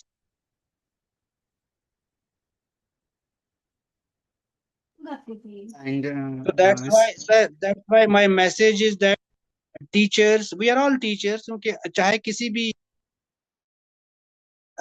Department के साथ हम जुड़े हों या हम social work कर रहे हों, but at one or the other occasion we are the teacher. चाहे वो पेरेंट है तो वो भी टीचर का ही काम करता है, अपने बच्चों को टीच करता है, या हम सोसाइटी में किसी को अगर कुछ सिखाते हैं, दैट्स आल्सो ए टीचिंग. तो हमें जो है बड़ा सोच समझ के बात करनी चाहिए, क्योंकि जो ये बोल होते हैं, जो ये अल्फाज होते हैं, तलवार का जख्म तो है वो ठीक हो सकता है, लेकिन जो ये जबान से ये बोल जो होते हैं, ये जो अल्फाज का जख्म होता है, ये बड़ा गहरा होता है, इसके घाव कभी नहीं भरते. सर जैसे कि आपने कहा कि 9 साल के बाद आपने जब तय किया कि my destination my goal is education, और आपने एग्जाम्पल भी दिया कि one story on the radio जो एक अभिजीत सर की थी, उससे इंस्पायर्ड होके आपने तय किया कि मुझे अभी एजुकेशन करना है, और इतने ठंड में इन a negative minus temperature, you have given the exam and got a topper rank. Sir ये सारा, और अभी तक जैसे कि आपने कहा कि with Javed sir and different organization you fight for the justice, for your education, for your examination, for your career, and now for uh, different peoples and committees. You fight for the justice. Sir what is the secret behind this कि ये सारा करने का energy आपको कहाँ से मिलता है, और ये कंटिन्यूस करना है, कंसिस्टेंटली करना है, ये सब कैसे कर पाते हैं, उसके बारे में थोड़ा सा जिक्र कीजिए? जी जी जी, very valuable and relevant question. तो जो मुझे एनर्जी मिलती है, जो मुझे मोटिवेट जो चीज करती है, वो मैं आप सबको बताना चाहूंगा, वो मेरे पेरेंट्स हैं. क्योंकि without the support of parents जो है, एक बच्चा जो डिफरेंटली एबल बच्चा है, या डिफरेंटली एबल पर्सन है, वो पेरेंट्स के सपोर्ट के बगैर, फैमिली सपोर्ट के बगैर वो आगे नहीं बढ़ सकता है. क्योंकि जब आपको फर्स्ट स्टेज में फैमिली सपोर्ट मिल जाता है, फैमिली बैकअप मिल जाता है, तो आप जो एनकरेज होते हो, फिर आप बाहर आते हो, तो बाहर जाके फिर आपको बहुत सारे और लोग मिलते हैं जो आपको एनकरेज करते हैं. जैसे मैं आपको बोल रहा था कि Javed sahab is my mentor as well as my guide, and he is a really person who really encouraged. लेकिन पहले अगर मैं बात करूं, इट्स माय पेरेंट्स. आज भी जब भी कोई प्रोग्राम मेरा होता है, या जब भी कोई इवेंट मेरा कहीं पे होता है, या जब भी मेरा कोई लेक्चर होता है, तो मेरे वालिद साहब जो होते हैं वो बहुत ज्यादा इसके बारे में कीन होते हैं, वो बहुत ज्यादा इसके बारे में एंथुजियास्टिक होते हैं कि आपको कौन सा लेक्चर देना है, आपको कहाँ जाना है, किस प्रोग्राम को जो अटेंड करना है. और जो भी मैं आर्टिकल्स लिखता हूँ, तो वो मेरे वालिद साहब जो है वो बहुत एंथुजियास्टिकली पढ़ते हैं. तो कहीं ना कहीं ये चीजें मुझे एनकरेज करती हैं कि मुझे फैमिली सपोर्ट जो है, उसकी वजह से मैं जो है मुझे ऊर्जा मिलती है, मुझे न्यू एनर्जी मिलती है, और मैं अपने गोल को जो है उसमें मकसद में कामयाब होता हूँ, और मुझे ज्यादा जो है जोश मिलता है इन चीजों से कि नहीं, मुझे आगे बढ़ना है. पेरेंट मैं यही बोलूंगा पैरेंटल सपोर्ट, पेरेंट का सपोर्ट जो है वो मुझे एनर्जी देता है, वो मुझे एनकरेज करता है, और वही इसके पीछे जो बड़ा राज। जी सर, बहुत बढ़िया। जब मुझे आपका रेफरेंस जावेद सर ने दिया, मैं गूगल पे सर्च कर रहा था what is the meaning of your first name Tariq. तो आई जी गॉट दैट कि जो भी दस्तक देने वाला आदमी है वही उसी लिए पेरेंट्स ऐसा नाम रखते हैं। तो मैंने सोचा कि आपका इतना बड़ा करियर है, इतने बड़े ऑब्स्टेकल्स है, आपने हर बार जो ऑब्स्टेकल को नॉक करके वो दरवाजा खोल दिया है। तो मुझे ये ऐसे ही सोचा कि नॉकिंग पर्सनैलिटी आज हमसे मिलने वाले हैं, तो क्यों ना यही नाम रख दे। और ऐसे और टाइटल भी सूझा। आपका सारा प्रोफाइल पढ़ने के बाद ये जिक्र करना चाहता था। मैं ज्यादा वक्त नहीं लूंगा, हमारे साथ भावना ताई है। मैं पहले उनसे रिक्वेस्ट करूंगा कि वो बात रखे। और भावना ताई हमारे बहुत ही सपोर्ट करती है, हमें गाइड करती है। और भावना दीदी ने पिछले 20 सालों में बहुत सारे ऑडियो बुक्स रिकॉर्ड करके रखे हैं। She helps G G in that form also. She is paraplegic, after accident, but she serve for the society till today. भावना दीदी। थैंक यू विशाल। तारिक भाई, आपकी सब बातें सुनकर यानी एक तरह से बहुत अचरज हुआ कि कितनी सारी परेशानियों के बावजूद अपने अभी का मुकाम हासिल किया है। और वो जो आप बता रहे थे कि 9 साल का पूरा ऐसा स्टैग्नेंट लाइफ आपने जिया है कि जी 9 साल तक आप कुछ भी नहीं कर पा रहे थे, क्योंकि एक्सेसिबिलिटी नहीं थी, पता नहीं था क्या क्या है क्या नहीं अपने लिए। और 9 साल यानी बहुत बड़ा पीरियड होता है, जबकि आप देख रहे थे कि आपके साथ में पढ़ने वाले सब बच्चे ग्रेजुएट पोस्ट ग्रेजुएट हो गए थे। और जी इतना ही नहीं तो आपने जिन बच्चों को पढ़ाया था वो भी ग्रेजुएट पोस्ट ग्रेजुएट हो गए थे, और आप कुछ भी नहीं कर रहे थे तब। तब आपकी मनस्थिति जी कितनी वो, कितनी कठिन होगी, कितनी डिफिकल्टी आपके मन को होती होंगी, ये महसूस कर सकती हूँ।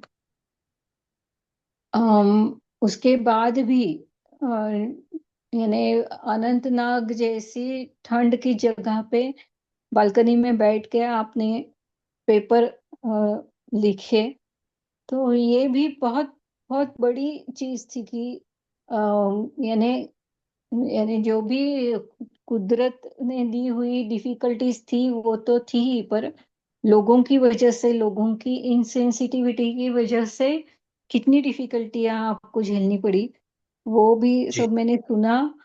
और जावेद भाई जैसे लोग तो हमारे लाइफ में भगवान के जैसे होते हैं, कि जो हमें ये महसूस करवा देते हैं कि हाँ, आपकी एबिलिटीज क्या है, आपके लिए क्या क्या अपॉर्चुनिटीज हो सकती हैं, आपके लिए क्या क्या सुविधाएं हो सकती है। बिल्कुल।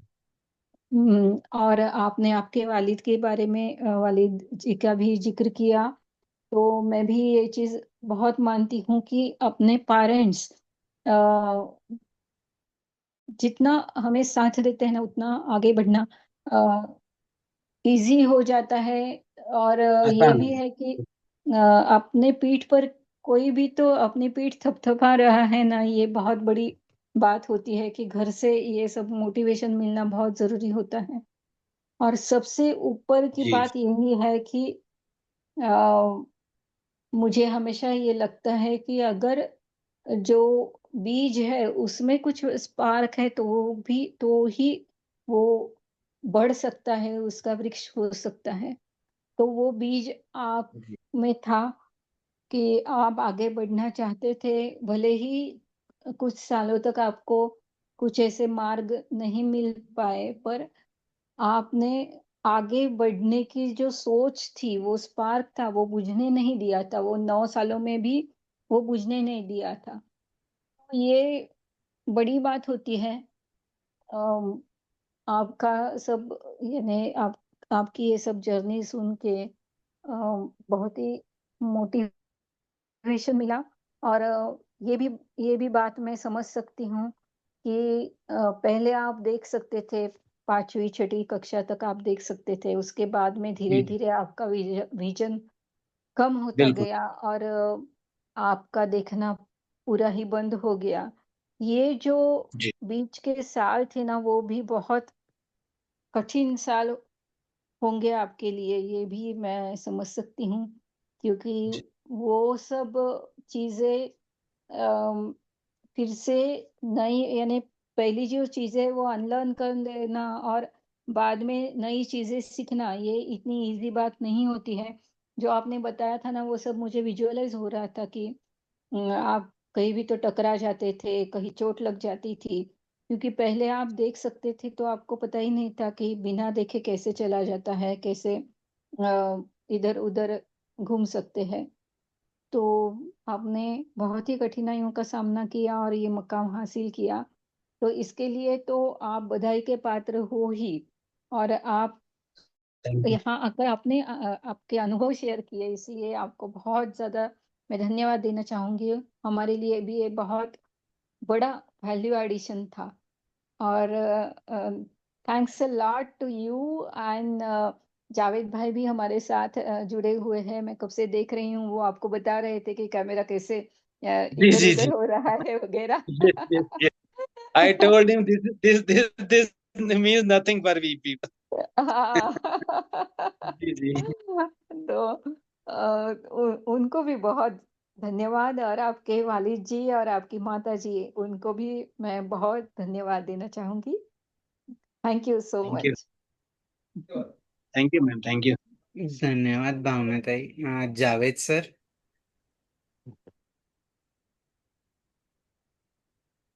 तारिक भाई तो हमारे लिए हिम्मत का पात्र है। मैं ये हमेशा अपने काम पे कमिटेड है। जहाँ पे भी ये बोलते हैं कि ये करना है तो ये करके दिखाते हैं। आ, इनके लिए तो मैं यही कहूँगा कि मुझे भी अगर हिम्मत आई दुनिया में, तो जब मैं तारिक भाई से पहले यूनिवर्सिटी में मिला तो मुझे भी बहुत हिम्मत हुई कि इंडिपेंडेंटली उस वक्त यूनिवर्सिटी में थे, इनके साथ कोई नहीं था। अ, इनको घर से कोई और स्टूडेंट साथ लेके आया था कि मैं आपके साथ रहूंगा, लेकिन वो उतनी मतलब कमिटमेंट नहीं दिखा पाए। उसको लगा कि मैं ये कोर्स पूरा नहीं करूंगा, और 15 दिन के बाद ही वो यूनिवर्सिटी से चले गए। लेकिन एक खुशकिस्मती की बात है कि हम जल्दी से वहाँ एक गुट बन गए और 30-40 लड़कों का ग्रुप बन गए। तो बाद में हमने बहुत एंजॉय भी किया। इकट्ठे हम मिलते भी थे, मीटिंग्स भी करते थे, और काफी मजा भी आता था। हमने वहाँ डिसेबिलिटी डे मनाने का जो 2006 से वहाँ पे आज 20 साल होने को है। तो जी अभी कश्मीर यूनिवर्सिटी ने उस प्रोग्राम को ओन किया है। वो हर साल उस प्रोग्राम को मनाते हैं। और उससे पहले भी वहाँ पे कुछ एक दो इक्का दुक्का तो डिसेबल पर्सन आए ही होंगे। लेकिन हम खुशकिस्मत है कि जो हमने वहाँ पे एक सेटिंग की, तो आज कश्मीर यूनिवर्सिटी में अगर 10 प्रोग्राम होते हैं तो उनमें जरूर एक दो डिसेबिलिटी वाले होते हैं, जिससे मुझे तारिक बिल्कुल। भाई हमेशा याद रहते हैं। और हमें हमेशा वो चीजें याद आती है कि हमने जिस चीज की वहां पे बुनियाद डाली वो चल रही है।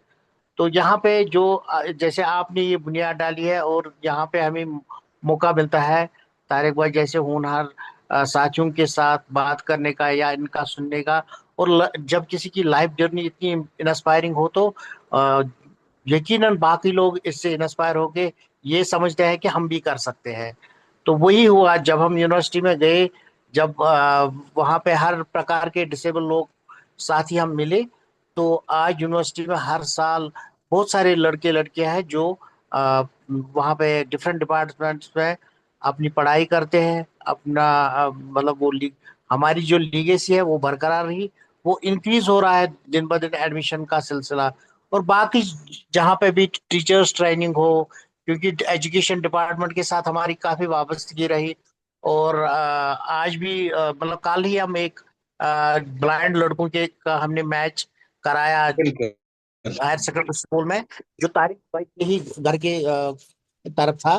तो इन्होंने जल्दी मेरा एक रिक्वेस्ट माना, ये आ गए। वहां दिन भर हम बैठे थे, और वहां पे जो लड़कों ने परफॉर्मेंस की, 20 लड़के वहां ब्लाइंड आए थे जिन्होंने एक क्रिकेट मैच खेला। और वाकई जो पूरा इंस्टीट्यूशन था, उनके दिलों और दिमागों में जो पहले बैठा हुआ था कि शायद ब्लाइंड साथी कुछ नहीं कर सकते, लेकिन वहां पे एक बच्चे ने कमेंट्री की क्रिकेट के रिलेटेड जो 100% ब्लाइंड था।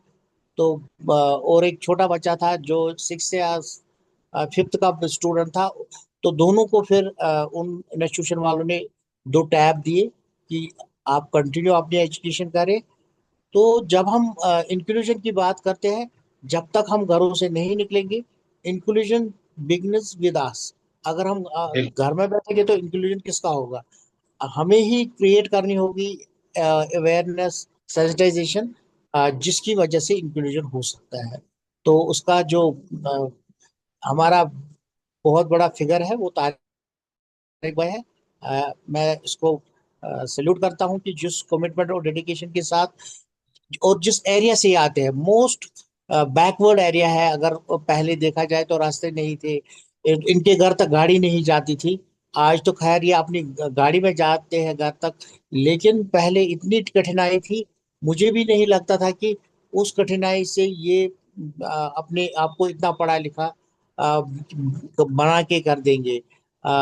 जो इन्होंने पढ़ाई छोड़ी और उसको फिर से रिगेन किया कि मुझे पढ़ना है और बाकियों के लिए प्रेरणादायक बने, वो भी एक बड़ी मिसाल है, जो जिससे मैं काफी मुतासर हुआ कि तारिक भाई ने 8 साल एक छोटी सी बात पे जो इनके लिए ऐसी मुश्किल खड़ी कर दी थी कि टीचर ने ही बोला कि आप कुछ नहीं कर सकते हैं। लेकिन आज ये इन्होंने टीचर बन के ये दिखाया कि कुछ भी करना संभव है, असंभव दुनिया में कुछ भी नहीं। Thank you. Thank you Javed sir. बांसे सर। नमस्ते सर। आप नमस्ते सबको सर। नमस्ते। सर आपकी तारिक स्टोरी साहब बहुत ही नमस्ते शिकार। हाँ, नमस्ते नमस्ते। चलो कश्मीरी भाषा भी थोड़ी सुनने मिल रही। Good evening. जी जी जी। अच्छा लगता है। हमारे भी एक फ्रेंड है, इंडोगो में है, जी व्हील जी। चेयर वाले। अभी उनका नाम मुझे याद नहीं आ हाँ। रहा। कश्मीर से ही है। और सर आपका आपका आपका जर्नी तो बहुत यानी प्रेरणादायक है। और आपने जो स्टोरी बताया तो आपको पूरा क्या पूरा यानी पूरा सबको पढ़ के बताना पड़ा क्या डिसेबिलिटी क्या एक्ट है क्या नहीं है, यानी अब सबको जी। यानी अब नॉर्मल लोगों को भी मालूम नहीं था। तो आपने वो स्टोरी बता कि आपने इतनी पढ़ाई की है, बहुत काबिल है। और ये बताइए सर, क्या अभी आपके अवेयरनेस के प्रोग्राम आपके जम्मू कश्मीर में ही चलते हैं क्या, और भी कोई स्टेट में जाते हो आप? ज्यादातर जम्मू कश्मीर में अवेयरनेस करते हैं, लेकिन कभी कभार जो है 2010 में दिल्ली गए थे, वहां पर एक प्रोग्राम किया था। उसके बाद भी कुछ मौके मिले थे, लेकिन कुछ घरेलू जो है मजबूरियों की वजह से नहीं जा पाए। ये जायद साहब के साथ ही कांटेक्ट रहता है, यही कभी कभार जो है कोई प्रोग्राम बाहर का होता है तो बहुत बार उन्होंने ऑफर किया, लेकिन ज्यादातर में जो है with in the valley Jammu Kashmir में ही जो है ज्यादातर अवेयरनेस प्रोग्राम यहीं पे, इसी में पार्टिसिपेट ज्यादा। हालांकि जायद साहब थ्रू आउट इंडिया जाते हैं, लेकिन मेरा जो है ज्यादातर जम्मू कश्मीरी क्षेत्र जो है यहाँ पर जो है रिस्ट्रिक्टेड है। तो सर बहुत अच्छा लगा सर आपसे बात करने का। और सैल्यूट भी करता हूँ आपको, आपकी जर्नी को। Thank you sir. Thank you sir. Thank welcome sir. Thank you Ashok बांसे सर। सारिका मैम, साइमा जी, अबरार जी, मारिया जी, आप भी अनम्यूट करके बात कीजिए।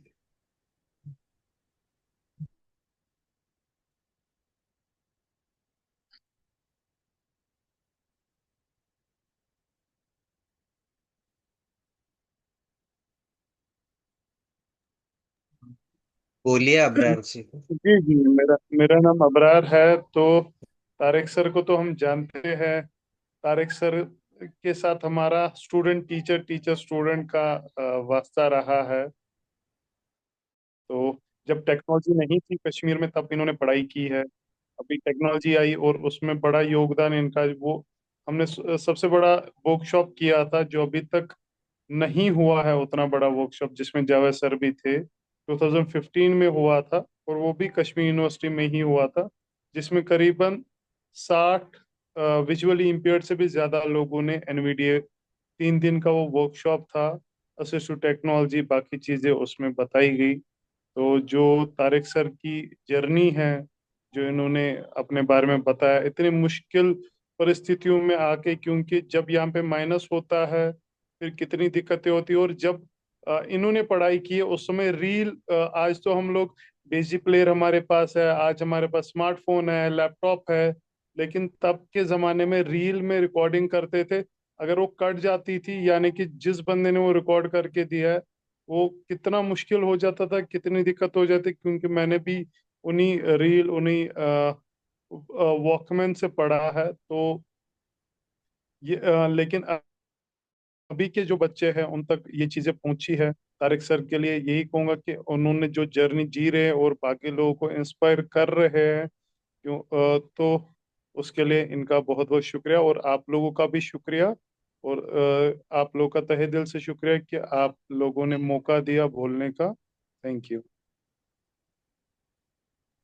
Thank you Abrar Vishal ji. Sir, मैं एक चीज ऐड करना चाहूंगा यहाँ हाँ, पर। बोलिए बोलिए।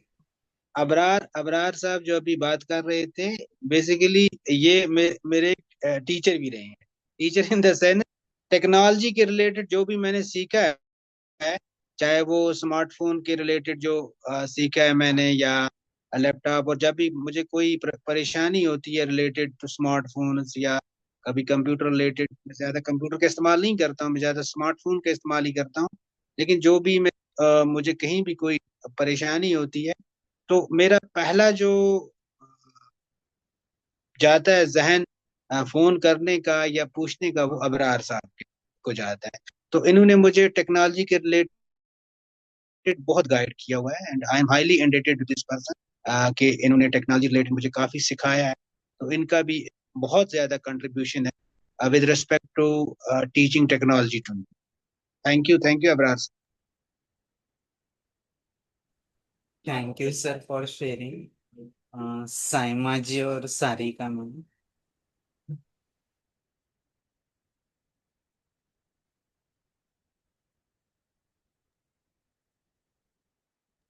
हाँ, बोलिए सारिका मैम। नमस्ते सर। नमस्ते। Good evening. Good evening sir. Sir बहुत ही इंस्पायरिंग जर्नी था आपका। बहुत ही अच्छा लगा सुन के कि इतना सारा फाइट किया है आपने। बहुत बहुत शुभकामनाएं सर आपके लिए, आगे की जर्नी के लिए। Thank you ma'am. Thank you so much sir. Thank you. Sarika, Saima ji आपको बात करना है, प्लीज अनम्यूट करके बात कर सकते हैं।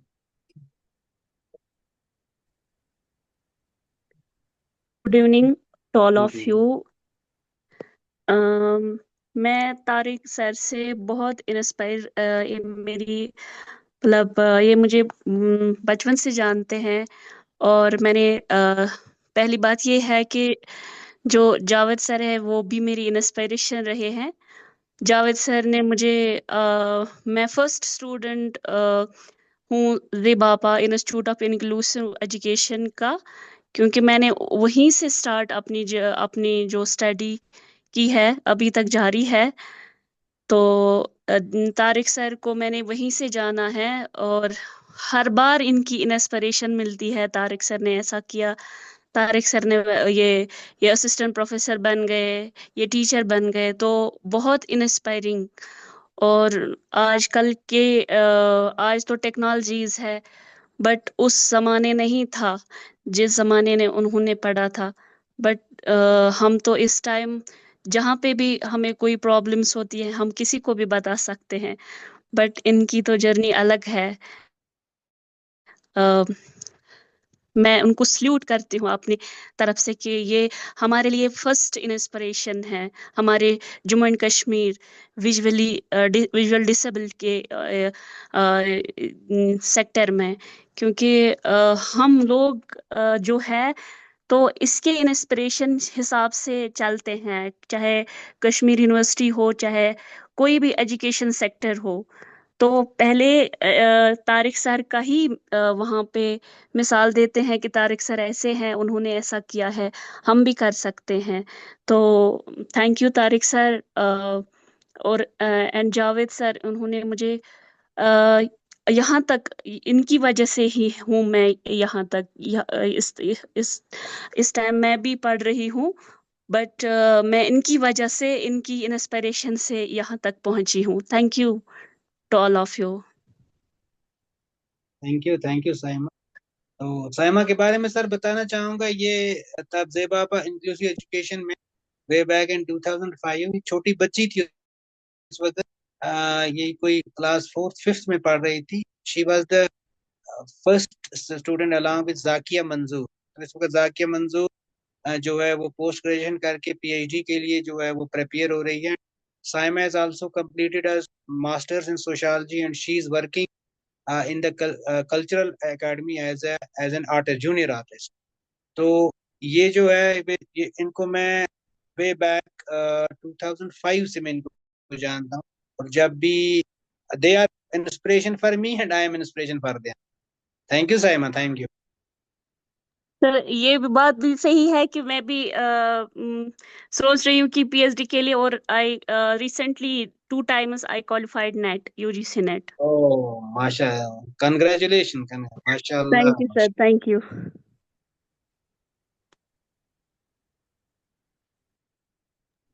Thank you Saima ji. Doctor Tariq sir बहुत ही इंस्पायरिंग जर्नी है। और जैसे आपने कहा कि कभी कभी जब ज्यादा दर्द होने लगता है तो रुक जाना चाहिए। आपने 9 साल वो सारा झेला, और ये करते करते जो आपने स्टॉप कर दिया, जिंदगी रोक दी। और वो जिंदगी रोकी नहीं थी सिर्फ कि आगे जाने के लिए रुक गए थे, और फिर आगे इतना बढ़ गए कि अभी आज मीसा लोग पूरे वैली में, कि आपको देखकर लोग कहते हैं कि नहीं, हमें डॉक्टर तारिक सर जैसे बनना है। और जावेद सर का भी बहुत बड़ा योगदान है कि उन्होंने आपके जैसे एक अच्छे पर्सनालिटी को हमसे इंट्रोड्यूस करवा दिया। और सर, हमारा मकसद यही है संवाद सारथी में, कि आपके जैसे बहुत महानुभाव है कि जो ऑलरेडी सबके लिए मिसाल है, लेकिन हम एक दूसरे से मिलते नहीं हैं।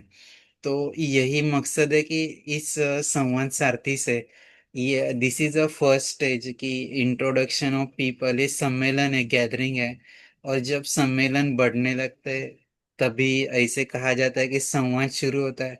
अगर संवाद शुरू हो गया है तो सहअभ्यास शुरू हो जाता है, और सहअभ्यास बढ़ गया है तो फिर आगे जाके सहकार्य होता है और सहयोग होता है। जैसे कि आज अगर कोई भी एजुकेशन सिस्टम के बारे में कुछ भी जानना हो तो तारिक सर और जावेद सर जैसे आपको लोग वैली में याद करते हैं, वैसे ही ये सारा कब होता है कि जब एक दूसरे को जान पहचान होती है, कंटिन्यूअसली मिलना होता है, कंसिस्टेंटली कम्युनिकेशन होता है। तो हमारे संवाद सारथी का मकसद यही है, टू कम्युनिकेट विद पीपल। और इस संवाद जारी रखने की कोशिश हम करते हैं।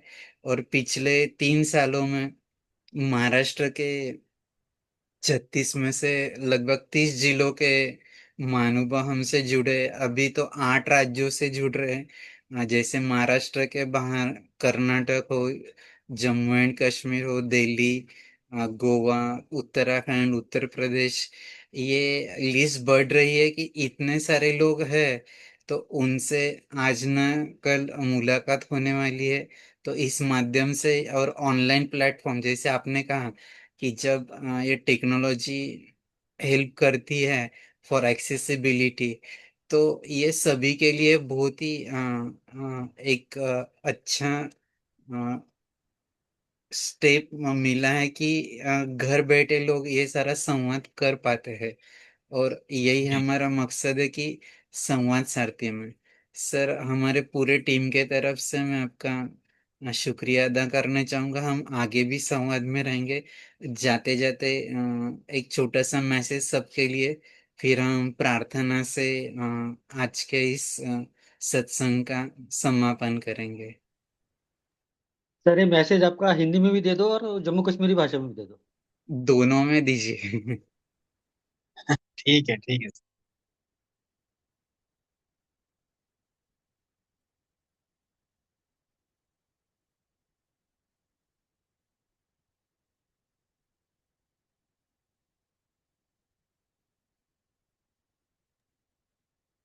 हाँ सर, आप बात कर रहे हैं। हेलो। आवाज नहीं आ रही है। हाँ, आप मैसेज देने वाले थे ना। मैं हाँ हाँ, सभी को आप हिंदी में मैसेज या अच्छा। फिर हाँ सबको एक इंस्पायरिंग मैसेज जी लास्ट जी जाते जाते। ठीक है थैंक यू। तो मैसेज मेरा लास्ट में यही रहेगा कि सबसे बड़ी बात है कि हमें मिलजुल के काम करना है, क्योंकि जैसे हमारे जो है जाहिद साहब ने बोला कि हमें अगर अवेयरनेस क्रिएट करनी है तो पहले हमें ही आगे आना पड़ेगा।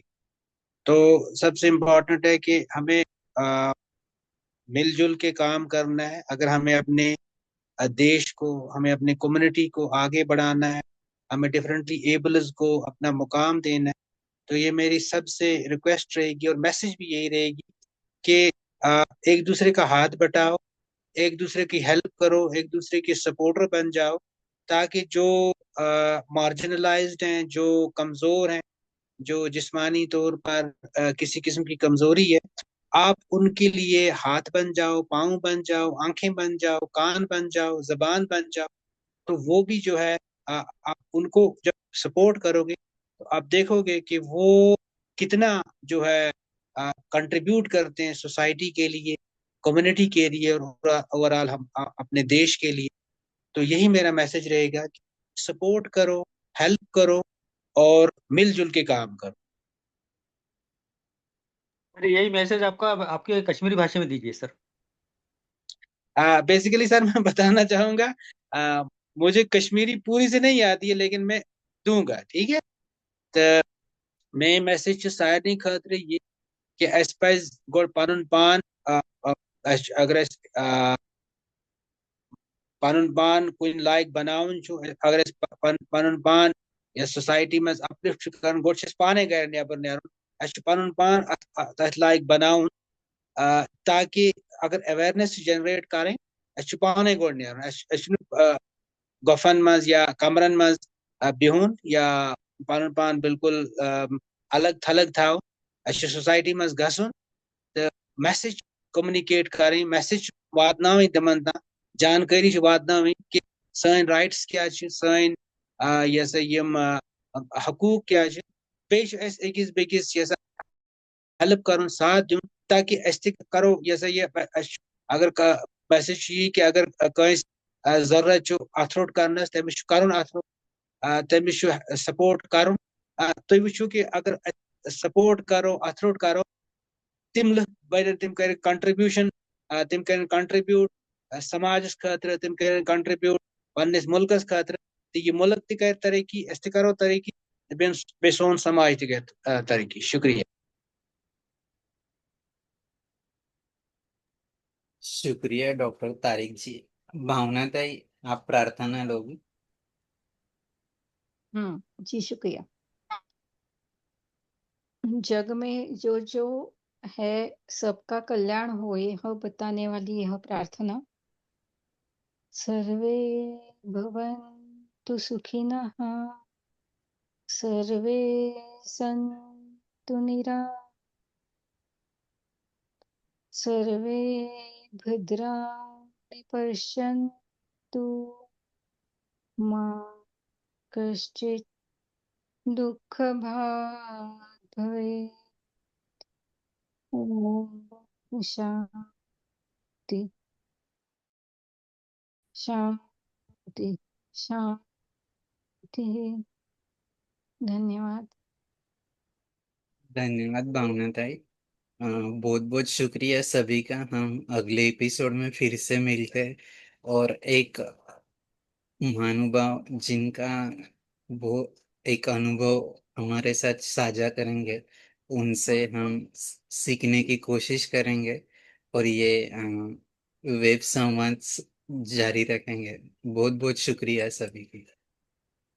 शुक्रिया, शुक्रिया, थैंक यू।